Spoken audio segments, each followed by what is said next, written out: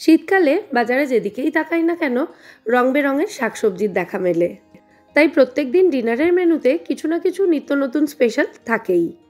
হ্যাঁ, অবশ্যই রাতের খাবারটাই একটু বেশি স্পেশাল হয়, কারণ রাতের খাবারটাই একমাত্র খাবার সময় যেই সময় বাড়ির সকলে মিলে একসাথে খাবারটা খেতে পারি।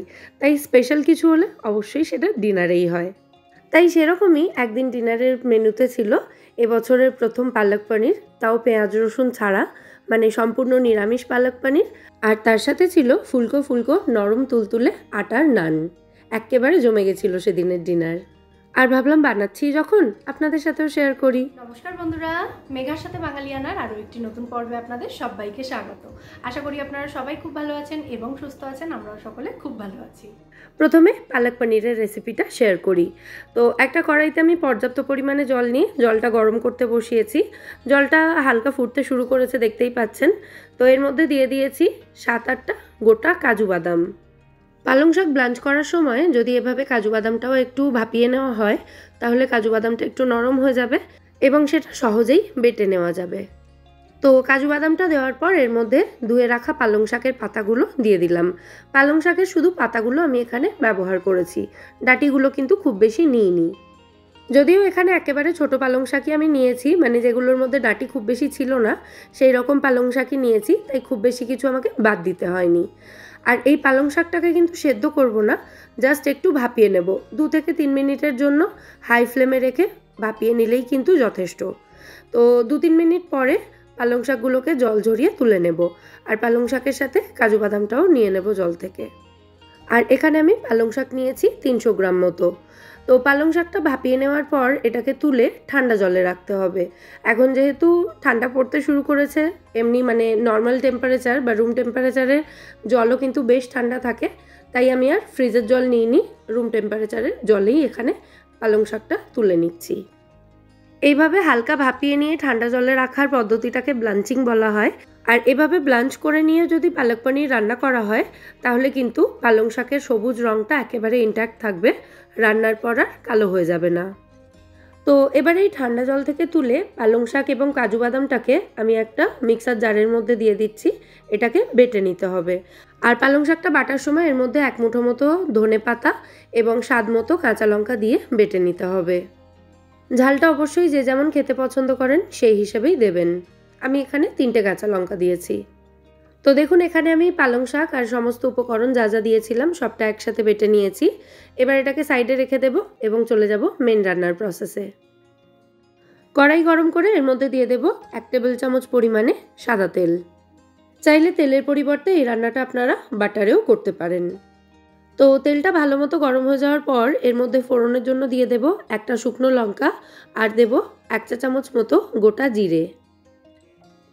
জিরে এবং শুকনো লঙ্কাটাকে খুব ভালো করে ভেজে নিতে হবে। ফোড়নটা ভালো করে ভাজা হয়ে গেলে তারপর এর মধ্যে দিয়ে দিচ্ছি 1 চা চামচ পরিমাণে গ্রেট করে রাখা আদা। আদাটাকে একটু হালকা করে ভেজে নেব, সামান্য একটু নাড়াচাড়া করে নিচ্ছি 10 থেকে 15 সেকেন্ডের জন্য। তারপর এর মধ্যে দিয়ে দেব 2 টেবিল চামচ পরিমাণে টক দই। টক দইটা দিয়ে একবার খুব ভালো করে নাড়াচাড়া করে দিচ্ছি। তারপর এর মধ্যে রেগুলার কিছু গুঁড়ো মশলা দিয়ে দেব। দিয়ে দিচ্ছি প্রথমেই স্বাদ অনুযায়ী নুন, অল্প করেই নুন দিয়েছি, পরে যদি প্রয়োজন হয় আরও একটু নুন অ্যাড করা যাবে। তার সাথে দিয়ে দিচ্ছি 1/2 চা চামচ ধনে গুঁড়ো, 1/4 টিস্পুন মতো দিয়ে দিচ্ছি জিরে গুঁড়ো, জাস্ট 1 পিঞ্চ মতো হলুদ গুঁড়ো দিলাম। হলুদ গুঁড়ো চাইলে আপনারা স্কিপও করতে পারেন। আর খুব সামান্য পরিমাণে দিয়ে দিলাম কাসুরি মেথি, ওই 1/2 টিস্পুন মতোই। এবার এই সমস্ত উপকরণ একসাথে খুব ভালো করে মিশিয়ে মশলাটাকে একটু কষিয়ে নিচ্ছি।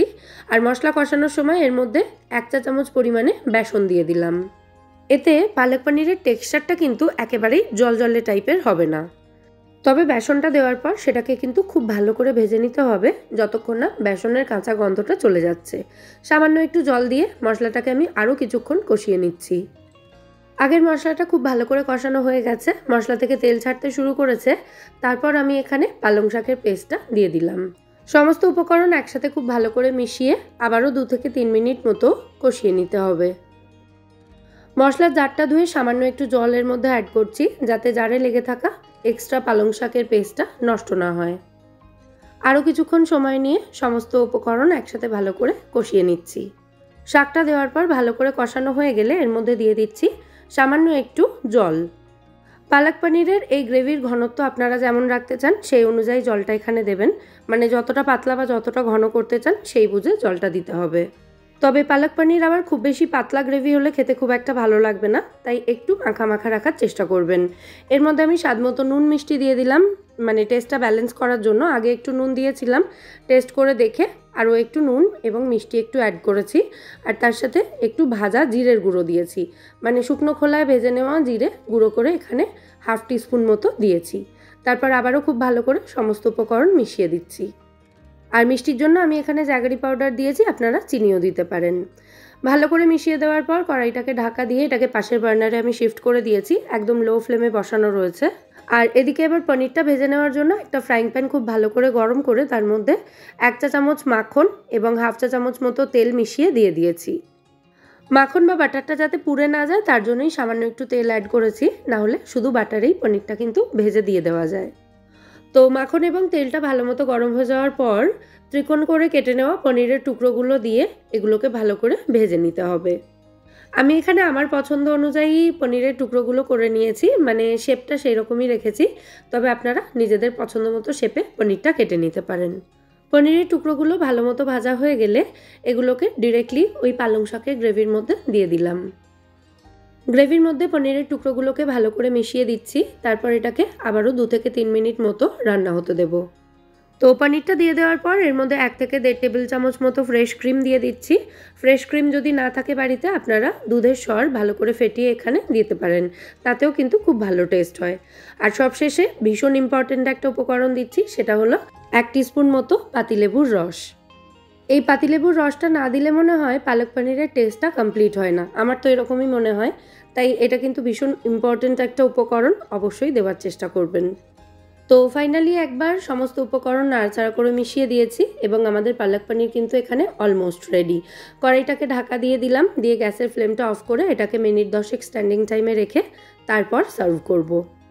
তো ওদিকে আমাদের পালক পনির স্ট্যান্ডিং টাইমে রাখা থাক, এদিকে আমি আটা নানের জন্য আটাটা মেখে নেব। কী কী দিয়েছি বলে দিই। 2.5 কাপ আটা নিয়েছিলাম, তার মধ্যে স্বাদ মতো নুন দিয়েছি, সামান্য একটু গুঁড়ো করা চিনি বা মিছরি দিয়েছি, 1 চা চামচ বেকিং পাউডার, হাফ চা চামচ বেকিং সোডা আর মোটামুটি 4 থেকে 5 টেবিল চামচ মতো টক দই দিয়েছি। এরপরে এই সমস্ত উপকরণ একসাথে খুব ভালো করে মেখে নিতে হবে। আর আটাটা মাখার জন্য এখানে যতটুকু প্রয়োজন হবে ততটাই কিন্তু গরম জল ব্যবহার করতে হবে। আর আটাটা মাখতে মাখতে এর মধ্যে জাস্ট 1 টিস্পুন মতো তেল দিয়েছিলাম আমি। আটা দিয়ে নান বানাতে হলে খুব বেশি তেল দেওয়ার কিন্তু প্রয়োজন হয় না। তো আটাটাকে একদম সফট করে মেখে নেওয়ার পর এটাকে ঢাকা দিয়ে 15-20 মিনিট মতো রেখে দিয়েছিলাম। তারপর হালকা হাতে এটাকে আরও একবার মেখে নিয়ে তারপর এর মধ্যে থেকে লেচি কেটে একদম রেগুলার রুটি যেরকম বেলা হয় সেরকম করে বেলে নিয়েছি। আটা দিয়ে নান বানানোর ডিটেল রেসিপি কিন্তু অলরেডি আমার চ্যানেলে শেয়ার করা রয়েছে, তাই এই রেসিপিটা আর আমি আজকে পুরো ডিটেলে দেখালাম না, একটু ফাস্ট ফরওয়ার্ড করে দেখিয়ে দিলাম। তো সিম্পলি রুটির মতো বেলে নেওয়ার পর নানটাকে আমি তাওয়ার মধ্যে দিয়ে দুপিঠ থেকে ভালো করে সেঁকে নিচ্ছি, এটাও রুটির মতোই। তারপর এটাকে ডিরেক্ট ফ্লেমের ওপরে দিয়ে একটু সেঁকে নিতে হবে, তাহলেই নান রেডি হয়ে যাবে। আর রুটির মতো পাতলা করে বেললেও নানটা কিন্তু সেঁকার সময় বেশ অনেকটা ফুলেছে, সেটা দেখেই আশা করি বুঝতে পারছেন। আর এটা ডিরেক্ট ফ্লেমের ওপরে দিয়ে আমি সেঁকে নিচ্ছি, একবার দেখুন সবশেষে। এই সময়ও কিন্তু নানটা খুব সুন্দরভাবে ফোলে। তো এইভাবে আটার নানগুলো রেডি করে নেওয়ার পর ওপর থেকে একটু বাটার ব্রাশ করে দিতে হবে। আমি চামচের সাহায্যেই একটু বাটারটা লাগিয়ে দিচ্ছি। বাটার দেওয়া হলে নানগুলো খেতেও ভালো লাগবে এবং এগুলো সফটও থাকবে বেশ অনেকক্ষণ সময় পর্যন্ত। তাহলে আজকের এই সম্পূর্ণ নিরামিষ এবং দারুণ সুস্বাদু পালক পনির আর তার সাথে আটার নানের রেসিপি বা এই কম্বো রেসিপি আপনাদের কেমন লাগলো সেটা কিন্তু অবশ্যই আমায় কমেন্টে জানাবেন। আশা করছি রেসিপিগুলো আপনাদের ভালোই লেগেছে। যদি ভালো লেগে থাকে ভিডিওটাকে বরাবরের মতো একটা লাইক এবং শেয়ার করে দেওয়ার অনুরোধ রইল। সাথে আমার চ্যানেল মেঘার সাথে বাঙালিয়ানাকে সাবস্ক্রাইব করে আমার পাশে থাকবেন এবং আমায় সাপোর্ট করবেন। আর পাশে থাকা বেল আইকনটা ক্লিক করে অল নোটিফিকেশন অপশনটাও অতি অবশ্যই অন করে দেবেন, সমস্ত নিত্য নতুন রেসিপি ভিডিওর আপলোড নোটিফিকেশন সবার আগে পাওয়ার জন্য।